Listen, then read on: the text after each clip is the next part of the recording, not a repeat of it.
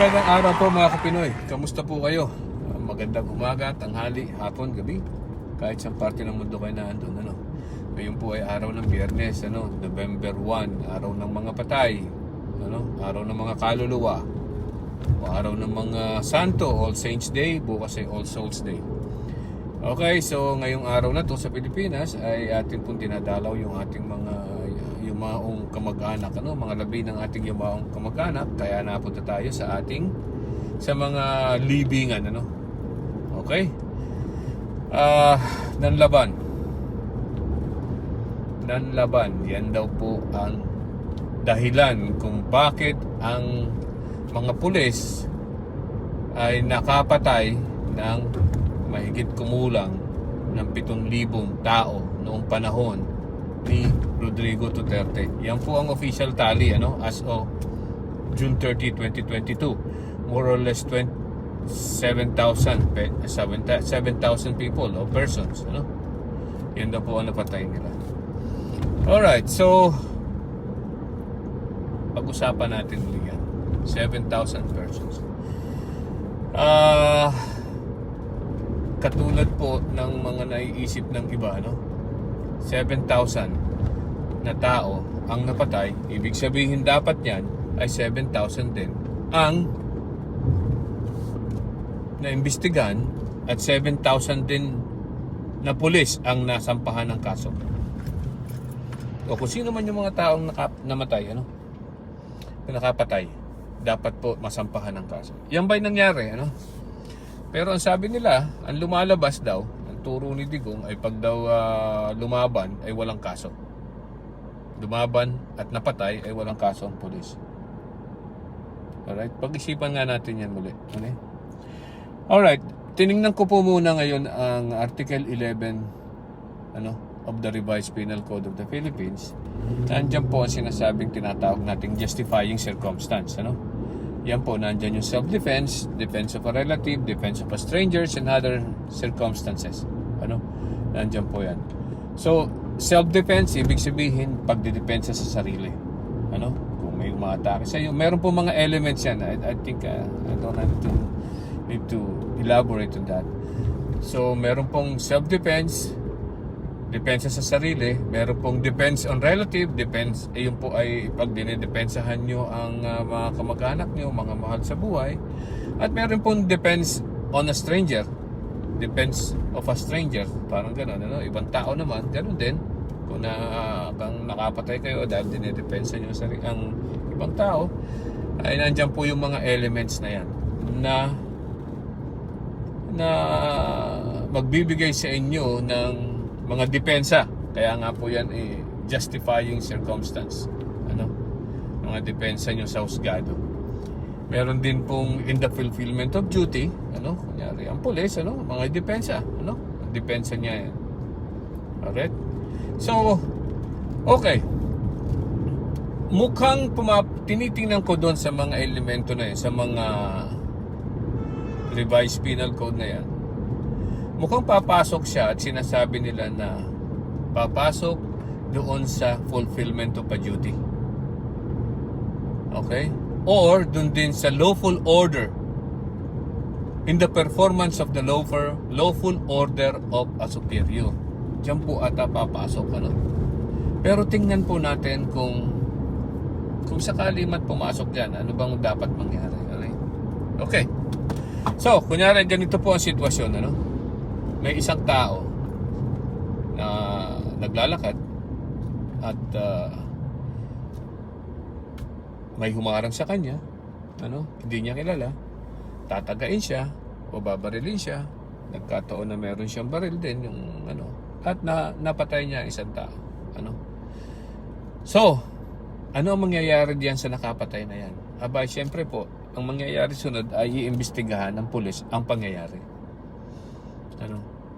At siyempre, kung ikaw ay matinong tao at alam mong ikaw ay nagtanggol lang sa sarili mo, sabihin mo, abay, ganito yan, ito, may lisensya ako, may license to carry ako, permit to carry, at permit to possess, ng baril na yan, na yan ay nagamit ko at ito ang pangyayari. Okay, ganito. Ganito. babarilin ako.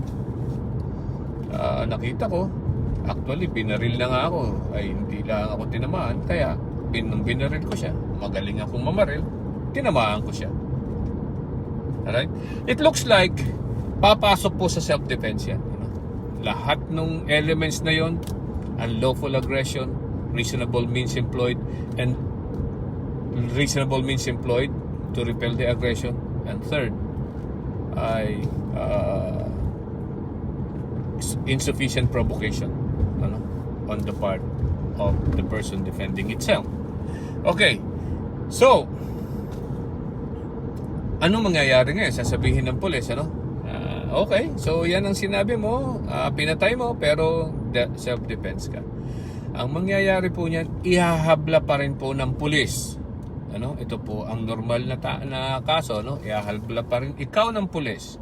Kung sino man yung akusado, sa husgado. Makukulong ka pa rin. Magpapiyansa ka kung ang kaso ay bailable. Usually lumalabas po dyan ay homicide. So that is bailable. So magbe-bail ka. Okay? Ngayon, hindi po pwedeng i-dismiss ng piskalya yan dahil meron pong krimen na nangyari. Ano ang krimen? Homicide. Napatay po kasi ang isang tao. So homicide pa rin ang ipa-file ng piskalya. Pagdating po sa husgado, ang mangyayari po dyan, kasi po ang normal po na procedure sa husgado pag ang kaso ay isang homicide o kung ano man, kahit anong kaso, normal na procedure ay ang prosecution or ang fiscal prosecutor to that effect ay magpipresenta ng mga ebidensya niya, at to prove niya na ang tao na mayroong crime na commit at itong taong ito ang gumawa ng krimen. Okay, so pagkatapos po nun, magre-rest ng prosecution at magpipresenta naman ng akusado. Yan po ang normal. Pero ganito po ang hindi normal. Pag ang depensa po ng akusado ay self-defense, self-defense, defense of a relative, defense of a strangers, and other circumstances, ang mangyayari po ay magkakaroon ng reverse trial. Ano ibig sabihin ng reverse trial? Ganito po, kung dati ay piskalya ang magsisimula at ipoprove na may krimen na nangyari, sa reverse trial po, ang akusado ang magsisimulang magpresenta ng ebidensya kasi po yung krimen na dapat i-prove ng prosecution ay na-prove na sa pamamagitan ng pag-amin ng akusado na may nangyaring krimen. So baligtad ang mangyayari. Yung akusado muna magsisimula, okay, ganito po, may nangyari pong ganyan. Pag napatay ko siya, pero nagdepensa lang po ako sa sarili ko. Ganito po ang pangyayari at ganito rin po ko idinipensa ang aking sarili. And then, ang piskalya naman, magpipresenta ng ebidensya na maaaring sabihin, oo nga, napatay mo yan, sabi mo ay depensa sa sarili mo, pero mali ang pagdidepensa mo, kulang ang elements of the self-defense. So, ganun po yan, So, balik tayo dyan, Ngayon, sinasabi ng mga pulis ay lumaban daw. Yan daw ang turo sa... Actually, sinasabi ni Digong, tinuruan niya ang pulis, na persahin ang suspect na lumaban para may dahilan sila sa pagpatay. Alright, assuming arguendo, na talagang nanlaban ang mga suspect na yan. Ng 7,000 suspect na yan, according to the official tally. Yan ba ay meron ba tayong 7,000 kaso na nalaman na i-file ng mga kapulisan laban sa kanilang mga kapulisan? So, alam niyo po, 'di ba? Sabi ko sa inyo, pag ang ordinaryong tao ay nakapatay, mag-iimbestiga ang pulis at magpa-file ng kaso. Ganun din po ang dapat mangyari sa mga pulis. Pag ang pulis po during a legitimate operation, legitimate ha, dapat silang, at during the legitimate operation nakapatay sila, dapat pa rin pong magkaroon ng official investigation kung paano nangyari yan. Lahat ng ebidensya ay kanilang itatago, kung ano yung baril, kakaroon ng paraffin test, kung ano mga ebidensya. So kahit po nagtanggol o gumawa ang pulis at in the process ay nakapatay sila, kailangan pa rin po silang sampahan ng kaso. Kailangan pa rin po silang sampahan ng kaso. Nasaan ngayon yung 7,000 pulis na nakapatay sa mga suspect na yan?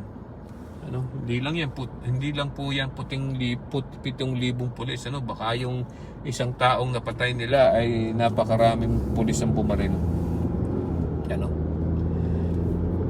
Meron ba tayong nabalitaan na 7,000 pulis na nasampahan ng kaso?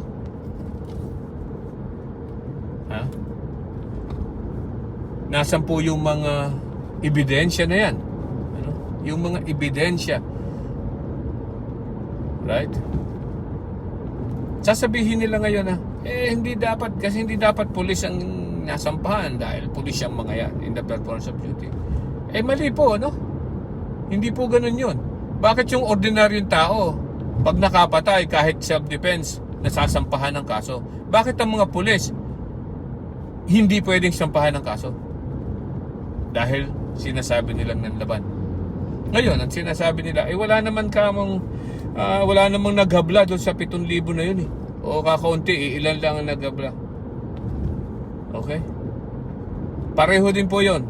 Alam nyo po, ang isang krimen is a crime against the people or the country.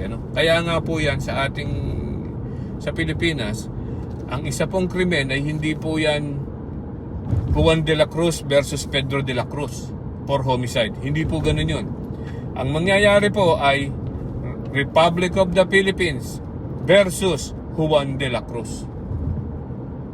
Ibig sabihin po, kahit po walang private complainant, as long as there was a crime committed, kailangan pong hablahan ng pulis at ng piskal kung sino man yung taong nakagawa ng krimen. At tandaan nyo po, pag nakapatay during a legitimate operation, krimen pa rin po yun. Homicide pa rin yun.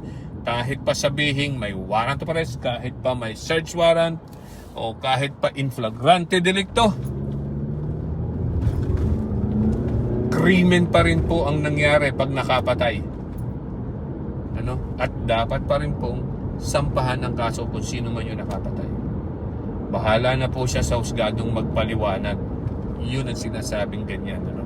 Sa korte ka magpaliwanag, kahit ikaw ay nagdepensa lang sa sarili or kahit gumagawa ka ng utos ng nakakataas. Tandaan niyo po, yung utos na nakakataas, nakalagay po dyan ng qualifying word na lawful order. Lawful order from a superior. So kung lawful po yung sinabi sa inyong gawin, sige, baka ma-absuto kayo. Okay. What is the point here? Ano po ang pinupunto ko dito? Anong pinupunto ko dito? Hindi lahat po ng operasyon ng mga pulis. Pag meron pong krimen na nangyari, anong ibig sabihin ng krimen again? Yan po ay pag may nangyari during the operation, pag nakapatay, nakasugat, nasugatan nila ang suspect na yan po ay krimen. At dapat po, yung pulis na yun ay masampahan ng kaso.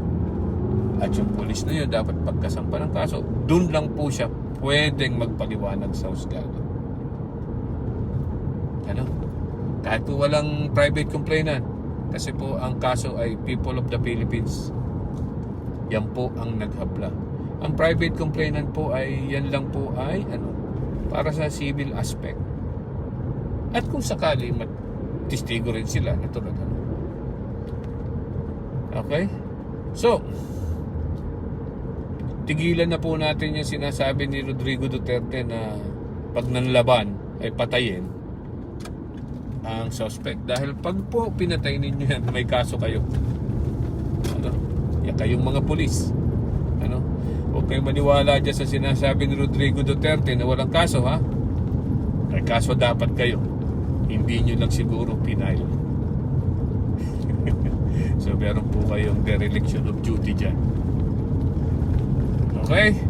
So, mali ang tinuturo ni Rodrigo Duterte sa inyo mga pulis. Huwag kayong sumunod. Okay? Bye-bye!